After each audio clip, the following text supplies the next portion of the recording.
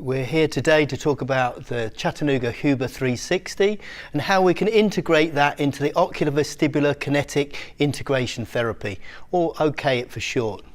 Guys, our tagline today is train the brain. Now, by way of introduction, my name's Eaton. I'm a chartered physiotherapist. I work for DJO Global as a clinical specialist and offer clinical support. Prior to that, I spent many years in professional sport, whilst also maintaining an interest in private practice, and I still have a clinical workload in London, the UK. The Huber 360, what is it, is the big sort of question that everybody wants to know. And my journey towards getting an answer for this started about 18 months ago, when we were talking about the FIFA World Cup and the injury audit data. FIFA told us then that 80% of professional footballers rupture their ACLs in non-contact. And that begs the question, why is that? And then that follows on with the English RFU or injury audit data talking about recurrent hamstring injuries. Why is it, guys, that 50% of hamstring injuries reoccur within 1 month of returning to competition? And in that, I want to show you this video.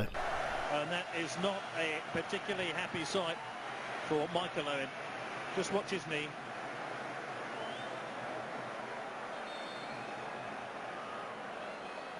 Okay, so what we saw in there, and the pertinent thing was that the pundit said he really feels sorry for the lad. Michael Owen has just come back from a really serious injury and he was just finding full fitness, and unfortunately this happens where Michael Owen had gone on to rupture his ACL. Now, has anybody got an idea of what that injury was? And for those of you seeing hamstring, you're spot on. And what does a hamstring do as a stabilizer? We use our feed-forward mechanism, anticipatory response. The hamstring fires up to promote posterior translation of the tibia to protect the ACL during rotation of the knee. So what happens once we've got that injury, and that injury was fully repaired? You cannot tell me that Michael Owen was allowed to play for his country, having not gone first through a full rehabilitation criteria. He would have gone through reserve team fixtures, perhaps played for his club before being allowed on the international stage. Yet this happened within 10 minutes of the start of the game. So the hamstring itself was obviously repaired. But what about the somatosensory system? The somatosensory system involves all those little organs that we have within our muscles, within our tendons, within our ligaments, within our joints, which provide afferent information to the brain, which the brain processes to provide efferent information to stabilize or mobilize accordingly. That information after an injury can become spurious, or indeed delayed, or indeed, at worst case scenario, not sent at all. So the brain now takes that fraction of a second longer to process this information, and so that the feed-forward mechanism, the anticipatory response, is delayed. So how does the body compensate for this? When our somatosensory system is disturbed, we become far more reliant on our oculovestibular system. And this first came to my awareness through a paper by Grooms and Applebaum in 2015. It was called Neuroplasticity Following ACL Injury, a framework for visual motor training approaches in rehabilitation. Now, I've been treating ACLs for a very long time. But never really incorporated the ocular system into my rehabilitation. So I started to delve into this and started doing some research. And what we find is that it's very important for us to have binocular vision. And this binocular vision can be affected by head position. And indeed, there are situations called hyperphoria, where due to our eye alignment can become out of sync through deconditioning or following a stroke or having a fever or indeed trauma or as a result of concussion. When your eye alignment's out of adjustment, we want to see the horizon in a line. So in effect, we change our head position accordingly. And once our binocular vision has been affected by the head position, then our eyes become decalibrated. And it affects our binocular vision. In fact, we can demonstrate that during muscle testing, if we get a patient to close one or other of their eyes, it will have an effect on their musculoskeletal system by losing muscle strength in a limb. Now, there's a famous quote by the great Muhammad Ali that said, "Float like a butterfly, sting like a bee. His hands can't hit what his eyes can't see." Now, it was reported that Muhammad Ali could actually spot when a person had this blind spot or lack of binocular vision in his opponent, and he would step into that area where the patient had that blind spot, and as such the opponent's punches would either miss or indeed have no power to them at all. Now, this sort of head position and things can become what's called anchored. The brain can learn to compensate for this lack of binocular vision. So the clinical relevance is I ask you to look at your patient. Have they got head tilt? Do they have visual issues? Have they suffered from dizzy spells or any balance issues? Because these come relevant within your sort of treatment parameters. Now, this is all, if we think about the processor in the brain, we think of this as a computer system. This is all controlled, the oculovestibular system is controlled by an area of the brain known as the mesencephalic nucleus of the trigeminal nerve. It works off the cranial nerve 5. And it links both the TMJ, the vestibular, and the ocular system. There's also a direct link between that area of the brain and the neck at C2. It's through something called the tectospinal tract. Now, why is this important?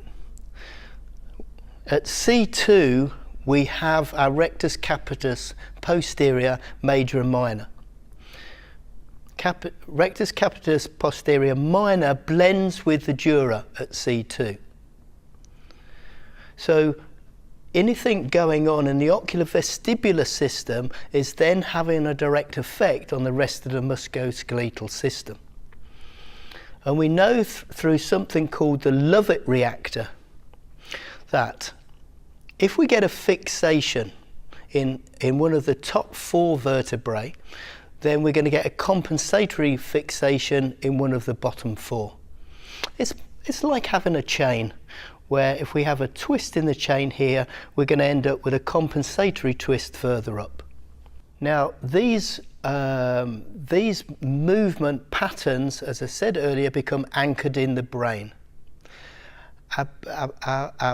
After injury, structurally via the sympathetic nervous system, chemically through the immune system, and mentally through the phobic responses, the body reacts to restore function as quickly as possible. Our brain is a protective mechanism. Okay? It's looking to protect us from that dinosaur sort of going to walk around the corner at any point. And once it's found that strategy to survive, it moves into the subconscious and becomes our normal. And this is why, and I'm sure the therapists amongst you would have had the cases where you've seen patients limping down the street, yet you've discharged them absolutely sort of pain-free. It's because that's the movement pattern that the brain's learnt to adopt. And it's been shown that the longevity of the injury is often caused by the body's overreaction to the trauma rather than the extent of the injury in the first place. Now I'm going to give you this example of anchoring. I saw this lady in her 70s complaining of left-sided back pain. Now, whilst taking her past medical history, she did sort of mention in passing that 6-7 months ago she'd had a fall. I asked her if there's been any adverse reaction to that. No, she had a fall, she had a few bruises, and it got better. So I made a note of it and never thought any more about it. But concentrating on her back pain, this has started about a month ago with an insidious onset. She's seen a GP, prescribed painkillers. They weren't particularly helping, so she referred for physio. I could reproduce her pain on left-sided lateral flexion and also lumbar extension. So we started to consider the possibility of some facet joint involvement. When I looked at her, though, she was also bent to the left. And in order to compensate for a head position, she went into right-sided cervical flexion in order to get her eyes level.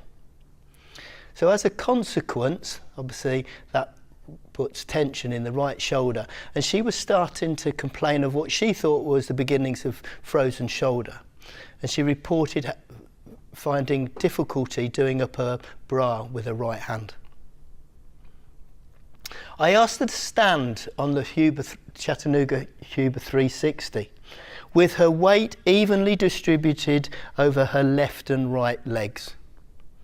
Now, as you'll see clearly from the top picture, although she felt that she had her weight evenly distributed over left and right, all her weight was on the left. And then I asked her to shift her centre of mass to the left and to the right and forwards and back, in fact in 8 different planes.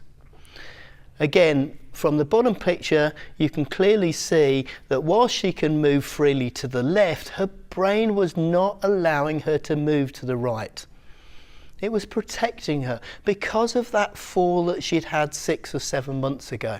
This fall suddenly had a lot more sort of relevance to her low back pain, because now obviously she's loading her left-sided lumbar spine a lot more than she needs to. This was an easy fix for me because we got her on the Huber. And because this is in her subconscious, we need to bring it into her conscious, and we can do that with the visual inputs that we've got on the screen. So we simply started to get her, we gave her a target to move into with her body weight shifting over to the right. And as she did so and got used to it, the brain suddenly thinks, okay, look, you're not going to cause me damage. You're not hurting me moving over to the right. Okay, so if this is my norm, then I'll accept it. And the low back pain settled down. Okay. So what have we learned from the literature? Swanwick et al., 2007, told us that a decrease in visual processing speed and reaction time is predictive of a subsequent injury. And going back to the Grooms and Applebaum study, the authors went on to say the way to correct this is to provide progressive increase in difficulty of sensory motory challenges to facilitate the plasticity of the neuromuscular pathways. Okay, we see this in sport all the time, guys. Okay, Andy Murray, I've had the privilege of working with him in the past, spends 3 or 4 hours hitting a tennis ball. Ronnie O'Sullivan, 3 or 4 hours every day on a snooker table. Guys, these guys don't need practice at hitting a ball. They know how to hit a ball. But It's got to become at an absolute subconscious level. So when they're in an environment where their brain has got a lot more mental processing to do, they're in an arena where the people are shouting and baying and there's noise and cameras flashing, etc., etc., the skill level becomes totally automatic. Your brain can only think and process 5 pieces of information at once. Then it struggles. We can demonstrate that. So the authors went on also to talk about focusing attention, task complexity, visual input and cognitive loading during rehabilitation exercise. Okay, now this focusing attention started to get me to think about why those in team sports most injuries occur in the last 20 minutes of a game. And it's always been related to fatigue. But it can't be physical fatigue, because let's think about this. These professional athletes have probably been associated with a club since 5 years old. Okay, and they've worked all through the sort of the youth programs and the academy programs until they get their chance with the senior team. They're working with professional conditioners, they've got nutritionists, they've got all sorts of support. For those players who've coming back from injury, I can tell you from my own personal experience working in elite sport, we thrash those people. Okay, you know, once the training sessions has finished and the rest of the team have gone in for a shower, we keep them back. We'll do another hour with them, and when they're absolutely fatigued, then we start to ask them to work on their skill sets while they're tired. So I don't accept that it can be through physical fatigue, but I do accept that it could be through mental fatigue.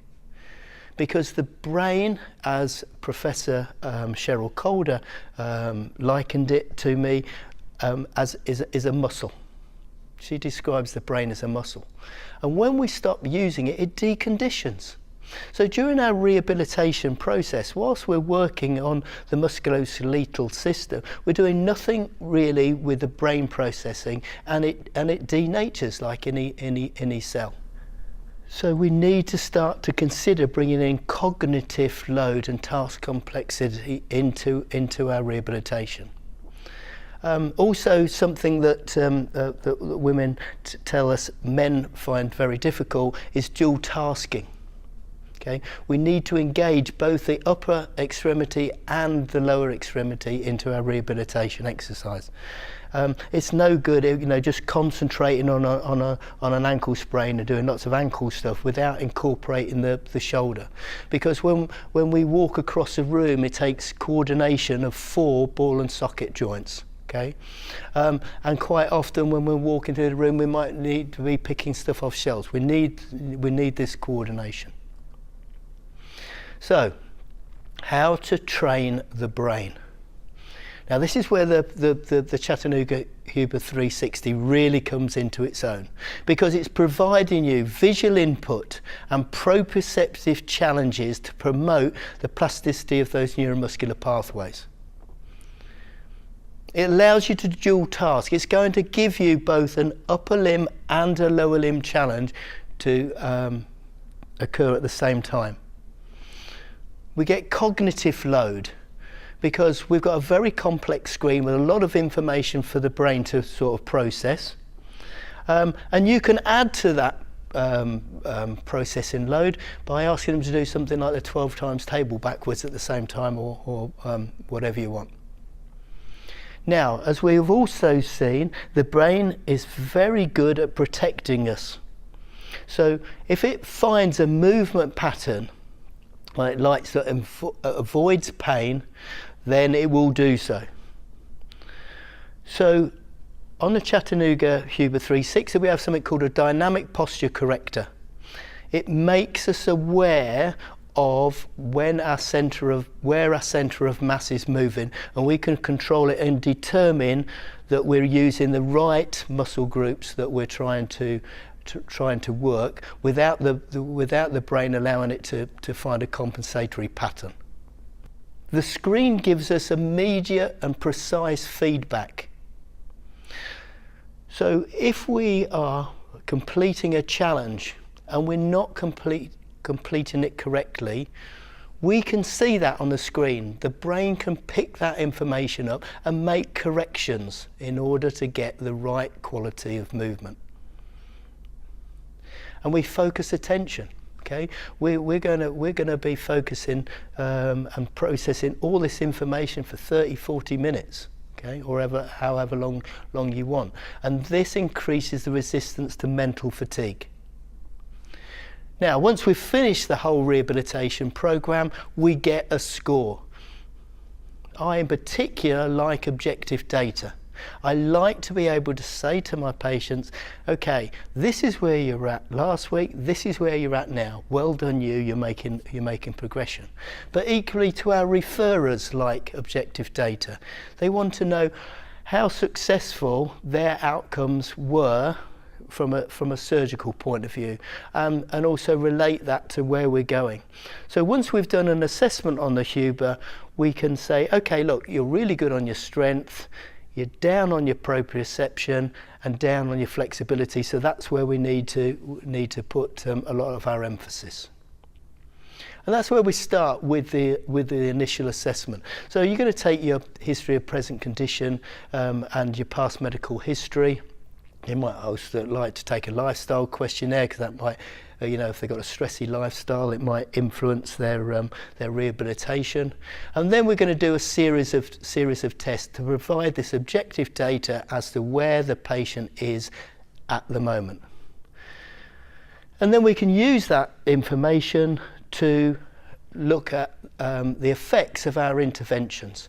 So in this example, we've got an ACLR on the right knee. You can see, perhaps unsurprisingly, on the left-hand side, that before the patient is reluctant to move over to the right.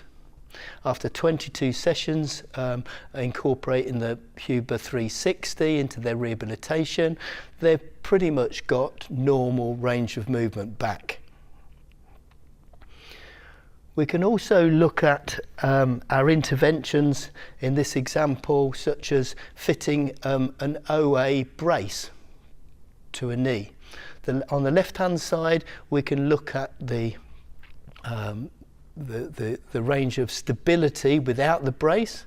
And once again, we can see this is a sort of right-sided pathology. And then immediately, with fitting the base, we're showing a 48% improvement in stability. Now the patient's obviously going to feel more stable, but how nice is it to have some objective data to support that? So with the Huber 360, we're now looking at neuromuscular training, incorporating the vestibular ocular reflexes by having accurate feedback and measurement from a display, by using force handles to determine what's happening in our upper trunk and upper limbs, and using a multi-axis platform including 4 force sensors. The dynamic posture corrector will ensure that I'm in the right position on the 360 in order to target and isolate the area that we want to work. Okay, and this example of one of my ACLR patients. I'm working the knee, but also challenging her to keep her upper body still. The Huber 360 comes with some accessories. They've got an articulated stool. This is very effective. Not only is it adjustable in height, so we can start pretty much non-weight bearing and take it up into partial weight bearing before we go into full weight bearing, but we can also adjust the stability. So guys, this is a bit like having an adjustable gym ball in your rehabilitation centre. Then we have foot wedges. These foot wedges have variable angles so that we get increased range of movement. So I can give you an example. Typically, if you've seen somebody do a squat and they've got loss of eccentric rotational femoral control through here because of lack of control through glute med, let's put wedges on either foot to encourage them to recruit glute med as they go through. The Huber 360 comes with a tablet application. It means that we can use the machine remotely. We can put all of our patients' details on here, including their assessment and their complete rehabilitation program. We can provide them with a username and password. There are clinics around the world that, instead of the patient paying to go off to a gym or paying to come and see a therapist, once they've seen the therapist and they're given their rehabilitation program, they come into the clinic, they go onto they book a time on the Huber, they put their username and password on, and their rehabilitation program's there, and they complete it, and pay their money to the receptionist and go. And once they've done that sort of 3, 4, 5 times, the therapist is monitoring their progression and may indeed adjust the rehabilitation program according to the information they've got from the Huber 360. So who can we use this for?